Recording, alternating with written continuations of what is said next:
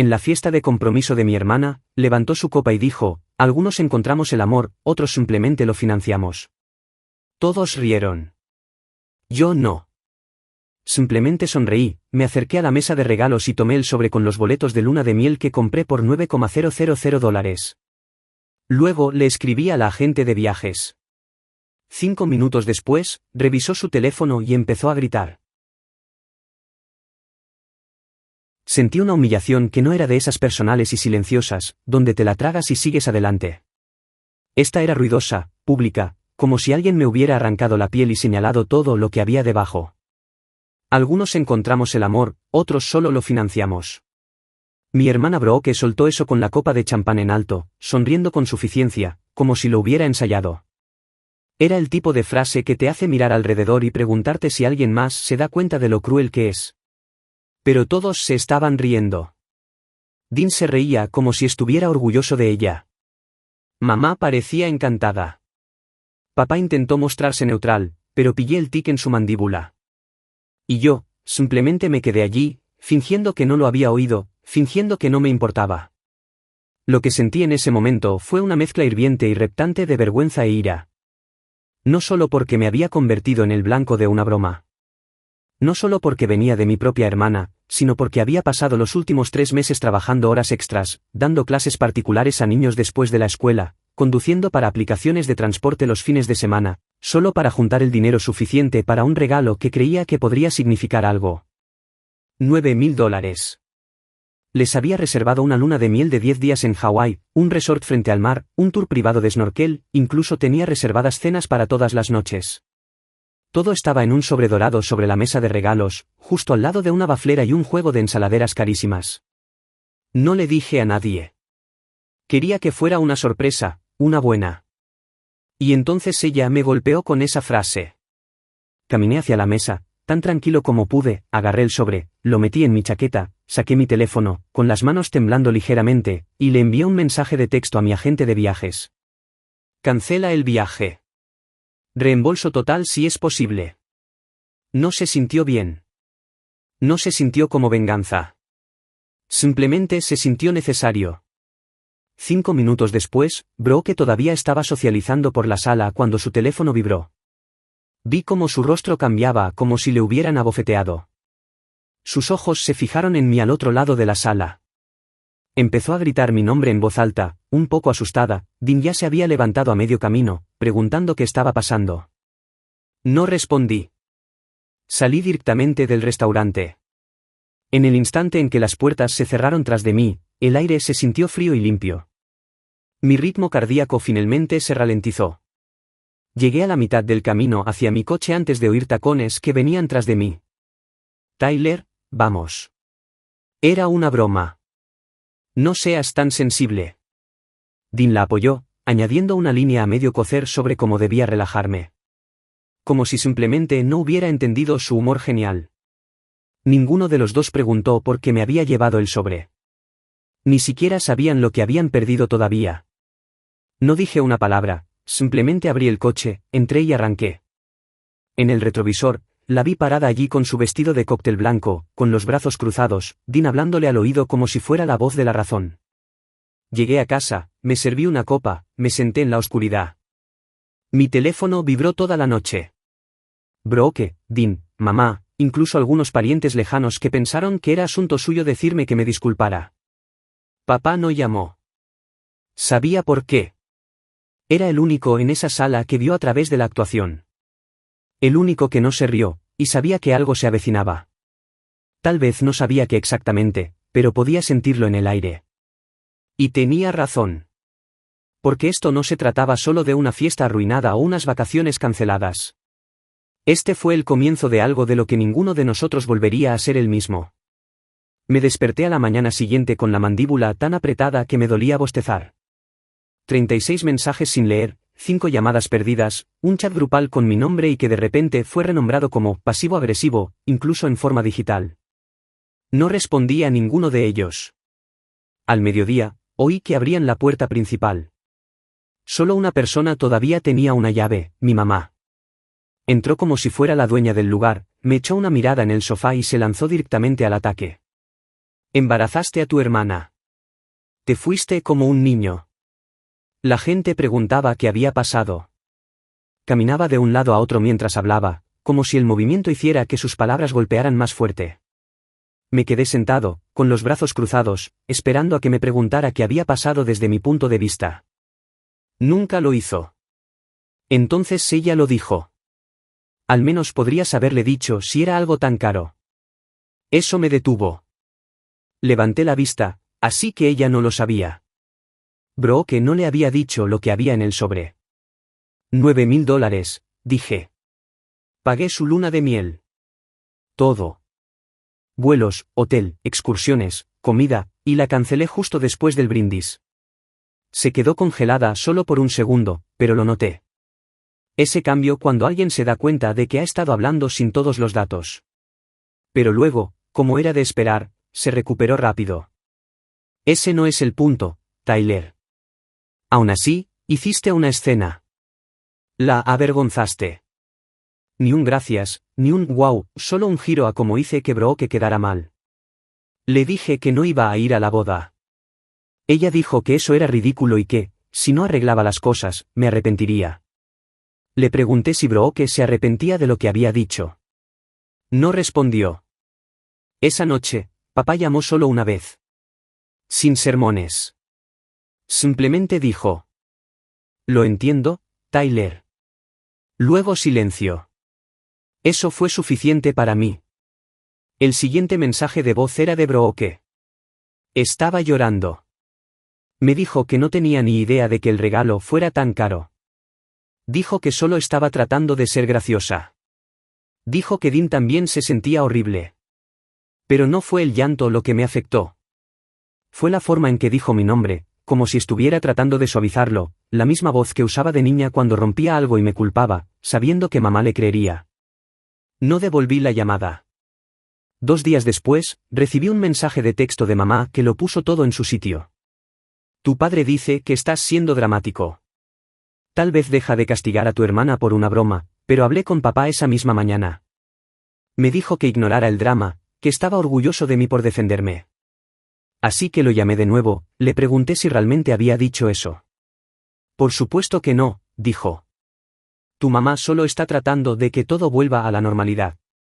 Normal. Esa palabra me dieron ganas de reír. Normal en nuestra casa significaba que Brooke siempre se salía con la suya. Significaba que se esperaba que absorbiera lo que se me viniera encima y me callara. Significaba que papá mantenía la cabeza baja y mamá reescribía la verdad hasta que se adaptaba a su versión de los hechos. Y ahora todos se estaban esforzando por arreglar las cosas. No porque se sintieran mal, sino porque se daban cuenta de que habían perdido algo valioso. Al día siguiente, terminé el trabajo y salí al estacionamiento. Y allí estaban, Brooke y Dean, esperando junto a mi coche como si nada hubiera pasado. Ella intentó sonreír. Dean trató de parecer casual. No dejé de caminar. Tyler, vamos. Hablemos. No lo sabíamos. Vale. Me dijeron que estaban entusiasmados con el viaje, que significaba más para ellos de lo que me imaginaba. Les dije que no se trataba del dinero. Entonces, ¿de qué se trataba? Respeto, dije. Se quedaron allí como si estuviera hablando en un idioma extranjero. Entré en mi coche y los dejé de pie bajo el sol. No me importaba a dónde fueran. No me importaba si lloraban o si Brooke tenía otro colapso. Por una vez, no iba a ser yo quien cediera. Esa noche, papá volvió a llamar. Me preguntó si estaba bien. Le dije que estaba bien, solo cansado. Dijo que entendía que mamá estaba en pie de guerra tratando de hacer que me diera cuenta. Le dije que no se molestara y no discutió. Pero en el fondo sabía que esto no había terminado. Ni mucho menos. Porque a la gente como Brooke no le gusta perder. Y mi madre, ella no pierde en absoluto. Así que, cuando se me ocurrió la idea unos días después sobre el coche, el que habían estado usando que técnicamente todavía estaba a mi nombre, no actué de inmediato, pero la semilla estaba plantada y estaba creciendo. El coche era un Toyota Highland plateado, limpio, fiable, financiado a mi nombre con pagos que había estado haciendo durante 16 meses. Brooke lo necesitaba de vuelta cuando estaba cambiando de trabajo. Algo sobre que Uber era demasiado caro y el transporte público estaba por debajo de ella. Yo había avalado el préstamo porque ella no calificaba y mamá dijo que sería una pequeña forma de ayudar a la familia. No había visto el coche en semanas, pero seguía pagando el seguro. No fue hasta que todo empezó a desmoronarse después de la fiesta que lo recordé. Todavía tenía acceso a la cuenta. Todavía tenía el título. Técnicamente, era mío. Cada viaje que hacían, cada tanque de gasolina, era mi responsabilidad si algo salía mal. Así que, cuando Brooke me llamó de nuevo, esta vez con un tono nuevo, mitad disculpa, mitad manipulación, escuché el tiempo suficiente para confirmar que ella y Dean todavía lo conducían a diario. Esperé unos días más. Luego, una mañana temprano, apreté el gatillo, inicié sesión en la aplicación de financiación, denuncié que el vehículo estaba siendo conducido sin autorización, llamé a la compañía de seguros y congelé la cobertura. No le dije a nadie. Simplemente me senté y esperé. Esa misma noche, Brooke me llamó gritando. Aparentemente, ella y Dean iban de camino a una prueba de vestido de novia cuando el coche fue detectado en un control de tráfico rutinario. Dean intentó salir del paso, pero el policía no cedió. Les dijeron que había un problema con el registro y se vieron obligados a dejarlo estacionado en el depósito municipal. Exigió que lo solucionara de inmediato. Le dije que no les debía nada. No después del brindis. No después de los mensajes. No después de la forma en que intentaron manipularme para hacerme creer que había reaccionado de forma exagerada. Le dije que las cosas solo empeorarían si seguían presionándome. Colgó. Al día siguiente, mamá llamó, no para preguntar, sino para regañar. Dijo que había ido demasiado lejos. Dijo que estaba saboteando la vida de mi hermana por despecho, que, si tenía algo de decencia, les ayudaría a recuperar el coche. Le pregunté si quería avalar el préstamo ahora que estaba tan involucrada. No respondió. Papá llamó esa noche. Estaba más callado de lo habitual, pero noté que no estaba enfadado. Me preguntó si estaba seguro de que quería seguir este camino. Dije, sí, estaba seguro. Le dije que no era venganza. Era cierre. Suspiró y dijo, entonces haz lo que tengas que hacer. Eso debería haber sido todo. Debería haberme alejado y dejar que lo resolvieran. Pero entonces Brooke apareció en mi puerta sola. Parecía exhausta. Sin maquillaje. Con la sudadera con capucha bajada. No la versión pulida de sí misma de siempre. Se quedó allí de pie durante mucho tiempo antes de hablar. Dijo que estaban en problemas. Dijo que Dean había tomado algunas decisiones financieras arriesgadas. Dijo que necesitaban ayuda. Una última vez, dijo. Solo esto, solo para que salieran a flote.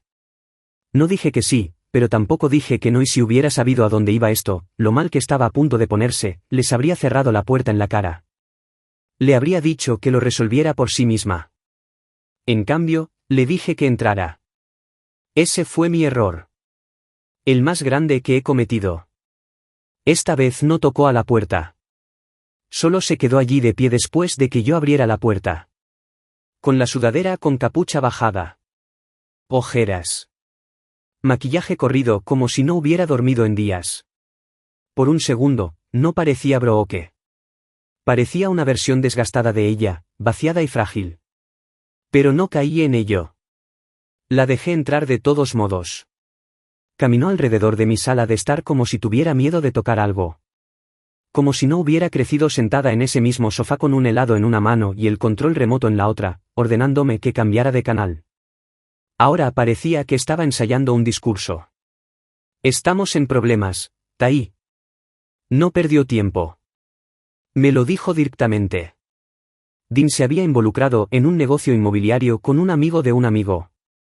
Se suponía que era uno de esos arreglos fáciles. Comprar barato, renovar rápido, revender para obtener ganancias. Excepto que a la mitad, la ciudad cerró el sitio debido a violaciones del código. El contratista desapareció. El amigo dejó de contestar las llamadas y ahora el prestamista privado estaba amenazando con acciones legales.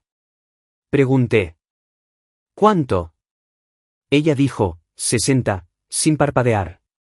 Habían quemado sus ahorros, agotado sus tarjetas y, aparentemente, le debían dinero a un tipo que no era del tipo que enviaba recordatorios amables por correo electrónico. La tensión en su voz no era solo por el dinero. Era por miedo. Miedo real.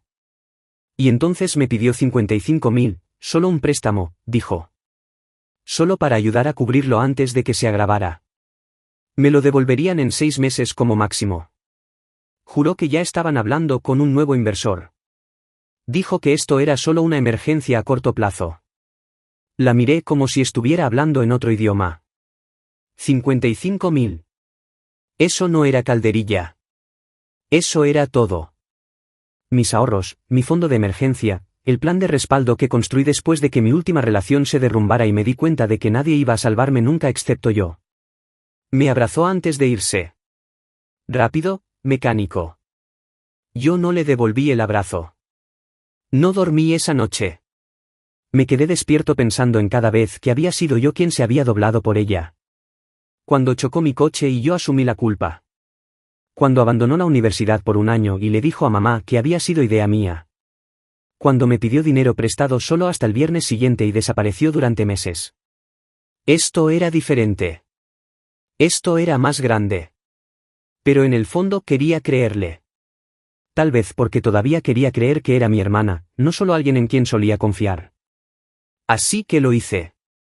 Entré en el banco, firmé una hipoteca sobre la única propiedad que poseía, mi condominio. Me dije que era temporal, que me lo devolvería, que no era un idiota por hacer esto. Transferí el dinero el mismo día.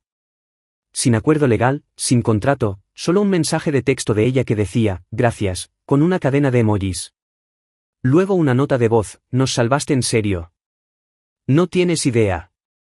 Te quiero. Eso fue lo último que oí de ella. Semana 1, sin respuesta. Me dije que estaban ocupados, tal vez arreglando el trato, tal vez demasiado avergonzados. Semana 2, todavía nada. Llamé a Dean, directamente al correo de voz. Semana 3, mamá me dijo que se habían ido de la red, se tomaron un descanso, un viaje para despejar sus mentes. No sonaba preocupada, más bien molesta, como si se hubieran olvidado de incluirla. Dijo que volverían pronto. Le pregunté a dónde habían ido. Dijo que no lo sabía. Conduje hasta su casa. Vacía. Su coche desaparecido. Correo apilándose en la puerta. Semana 4. Presenté la denuncia. Fraude, robo, como quisieran llamarlo. El agente parecía haber visto esta obra demasiadas veces. Tomó mi declaración. Dijo que lo investigarían. Pero me di cuenta por su cara de que no esperaba mucho. Esa misma noche, recibí un mensaje de voz de mamá. ¿Cómo pudiste denunciar a tu propia hermana? ¿Sabes lo que esto le hará? ¿A nosotros? No era preocupación. No era dolor. Era furia. Había expuesto la mentira, roto la ilusión, y odiaba eso más que nada. Llamó de nuevo al día siguiente, esta vez llorando. Me dijo que no sabía lo que estaban planeando. Que solo pensó que necesitaban espacio. Que nunca imaginó que me harían algo así. No sabía qué decir. Ya no confiaba en la palabra. Papá también llamó. Dijo que lo sentía, dijo que me creía. Me dijo que había hecho lo correcto, pero lo correcto no significaba fácil. Había perdido $55.000, dormía en un lugar que tal vez tendría que vender y mi hermana había desaparecido sin dejar rastro. Nadie sabía a dónde habían ido. Y por primera vez, empecé a creer que tal vez ese era el punto. 3 meses. Eso es lo que estuvieron desaparecidos. Seguí revisando el número de caso en línea, actualizando el sistema de informes policiales como si algo fuera a cambiar. Nunca lo hizo. Todos los días miraba el mismo estado de investigación abierta mientras mi banco me enviaba recordatorios amables de que el saldo de mi hipoteca no se iba a pagar solo. Dejé de contestar los números desconocidos. La mitad de mí pensaba que podrían ser ellos. La otra mitad esperaba que lo fueran. Vivía en silencio. Sin cable, sin gimnasio. Vendí mi reloj, el mejor que me había regalado mi ex para mi cumpleaños número 30, y empeñé algunas cosas que nunca pensé que tendría que hacer. Comí sopa enlatada para cenar más veces de las que admitiría. Estaba pagando cada centavo de un préstamo que financiaba la fuga de otra persona. Y entonces, un jueves por la tarde en medio de la colocación de conos para la práctica de fútbol, recibí una llamada. Era el detective. Su tono era diferente esta vez, más frío, más objetivo. Los habían encontrado. Dean y Brooke fueron arrestados en Arizona, Flagstaff.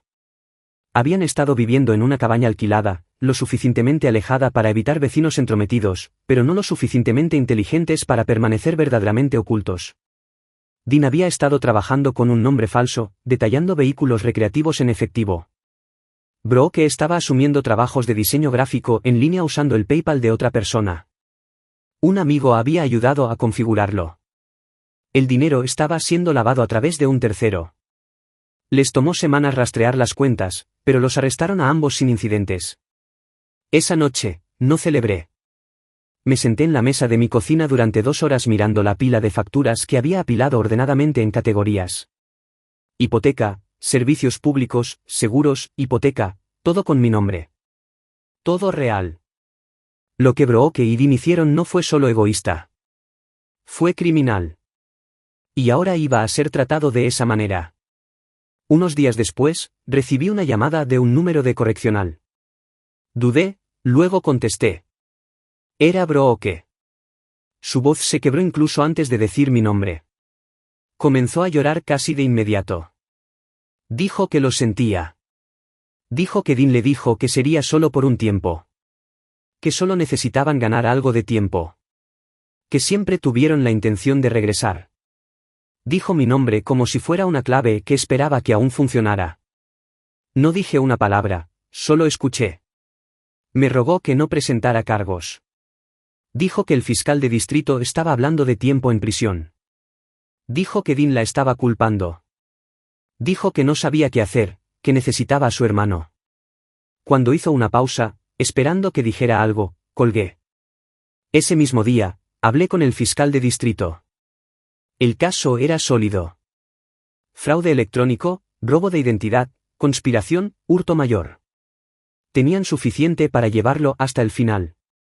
El fiscal de distrito preguntó si quería seguir adelante.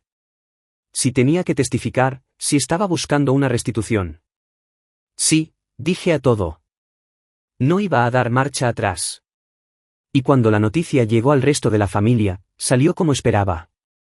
Mamá llamó primero, no para preguntarme si estaba bien. No para disculparse. Lloró a todo pulmón y me dijo que estaba destrozando a la familia, que Brooke no merecía la cárcel, que estaba siendo cruel, que debería haberlo resuelto en privado.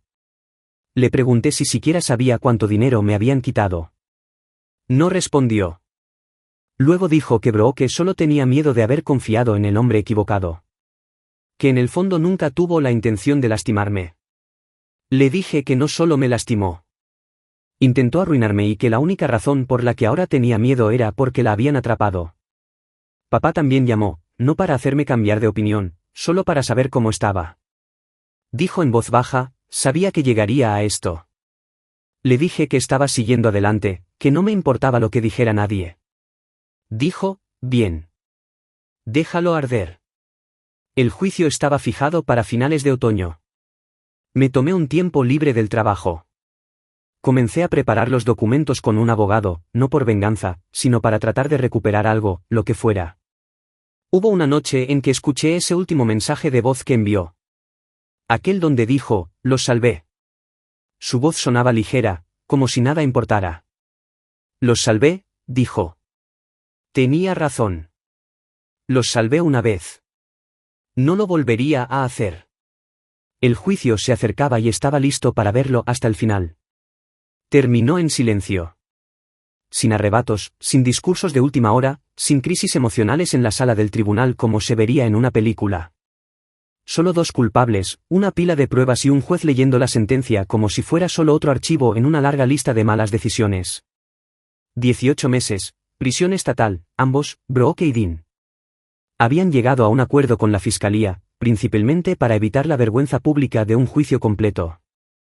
La evidencia era hermética.